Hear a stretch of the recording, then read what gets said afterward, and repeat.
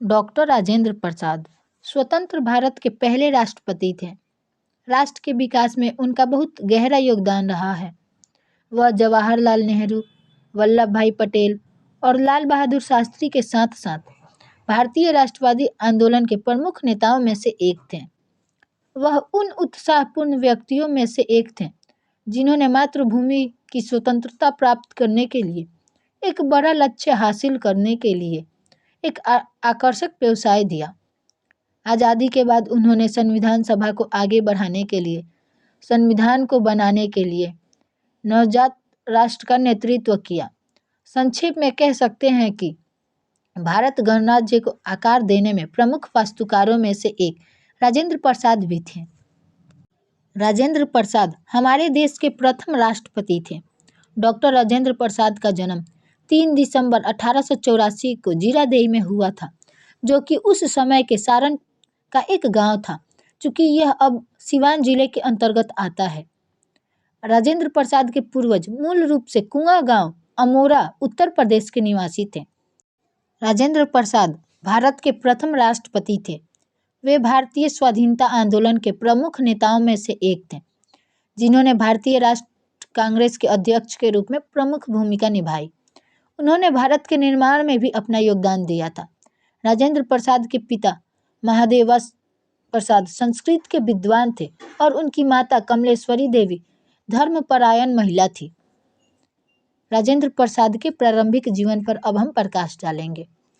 Doctor Rajendra Prasad का जन्म 3 दिसंबर 1884 को बिहार के सिवान जिले के जीरादेई गांव में हुआ था। उनके पिता का नाम महादेव सहाय और माता का नाम कमलेश्वरी देवी था। राजेंद्र प्रसाद अपने भाई बहनों में सबसे छोटे थे।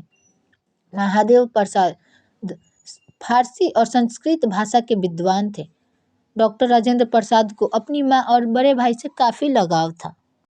5 वर्ष की आयु में राजेंद्र प्रसाद को उनके समुदाय की एक प्रथा के अनुसार उन्हें एक मौलवी के सुपुर्द कर दिया गया, जिसने उन्हें फारसी सिखाई। बाद में उन्हें हिंदी और अंक गणित सिखाई गई। मात्र 12 साल की उम्र में राजेंद्र प्रसाद का विवाह राजवंशी देवी से हो गया। राजेंद्र प्रसाद एक प्रतिभाशाली छात्र थे। उन्होंने कलकत्ता विश्वविद्यालय की प्रवेश परीक्षा में प्रथम स्थान प्राप्त किया और उन्हें 30 रुपये मासिक छात्रवृत्ति दी गई। वर्ष 1902 में उन्होंने प्रसिद्ध कलकत्ता प्रेसिडेंसी कॉलेज में प्रवेश लिया। यहाँ उनके शिक्षकों में महान वैज्ञानिक जगदीश चंद्र बोस और माननीय प्रफुल्ल चंद्र राय शामिल थे। बाद में उन्होंने विज्ञान से हटकर कला के क्षेत्र में एमए और कानून में मास्टर्स की शिक्षा पूरी की।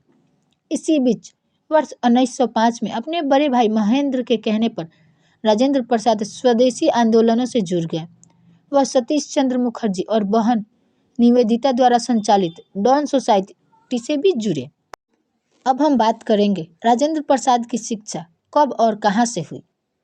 डॉक्टर राजेंद्र प्रसाद की पढ़ाई फारसी और उर्दू से शुरू हुई थी और यह अंग्रेजी, हिंदी, उर्दू, फारसी और बंगाली भाषा और साहित्य पूरी तरह जानते थे। उन्होंने 5 वर्ष की उम्र में फारसी और उर्दू की शिक्षा मौलवी साहब से ली।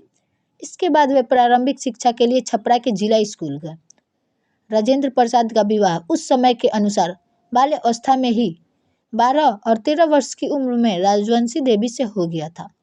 विवाह के बाद भी इन्होंने अपनी पढ़ाई जारी रखी। राजेंद्र बाबू का वैवाहिक जीवन बहुत ही सुखी रहा। जिला स्कूल छपरा से 18 वर्ष की उम्र में उन्होंने कोलकाता विश्वविद्यालय में प्रवेश परीक्षा दी। उस प्रवेश परीक्षा में उन्होंने प्रथम स्थान लाया था। उन्होंने कोलकाता के प्रसिद्ध प्रेसिडेंसी कॉलेज में सन 1902 में दाखिला लिया। 1915 में उन्होंने स्वर्ण पद के साथ विधि पर स्नातक की परीक्षा पास की। बाद में लॉ के क्षेत्र में ही उन्होंने डॉक्टरेट की उपाधि भी हासिल की। भारतीय स्वतंत्रता आंदोलन में उनका पदार्पण वकील के रूप में अपने करियर की शुरुआत करते ही हो गया था। राजेंद्र बाबू महात्मा गांधी की निष्ठा, समर्पण एवं साहस से बहुत प्रभावित हुए। भारत के स्वतंत्र होने के बाद संविधान लागू होने पर उन्होंने देश के पहले राष्ट्रपति का पद संभाला। राष्ट्रपति के तौर पर उन्होंने कभी भी अपने संवैधानिक अधिकारों में प्रधानमंत्री या कांग्रेस को दखल अंदाजी का मौका नहीं दिया और हमेशा से स्वतंत्र रूप से कार्य करते रहे।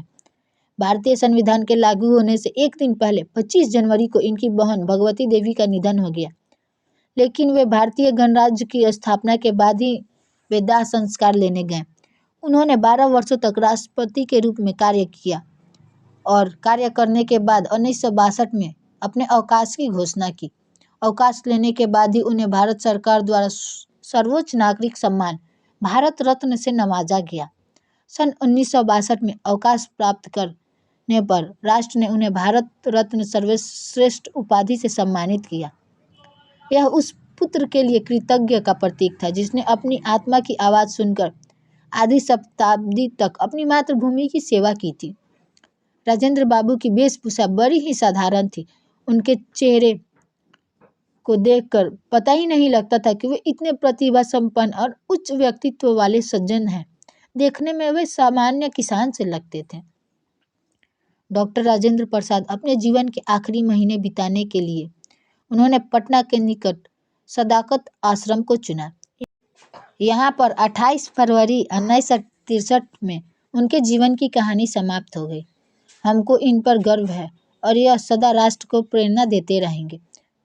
आज के वीडियो में बस इतना ही। कल फिर मिलेंगे आपसे एक नई और रोचक जानकारी के साथ। अगर आपको वीडियो अच्छी लगी हो तो कृपया इसे लाइक, चैनल को सब्सक्राइब और वीडियो को सभी जगह शेयर कर दें और कमेंट करके हमें ज़रूर बताएं कि आपको यह वीडियो कैसी लगी। तब तक के लिए धन्यवाद। फिर मिलेंगे।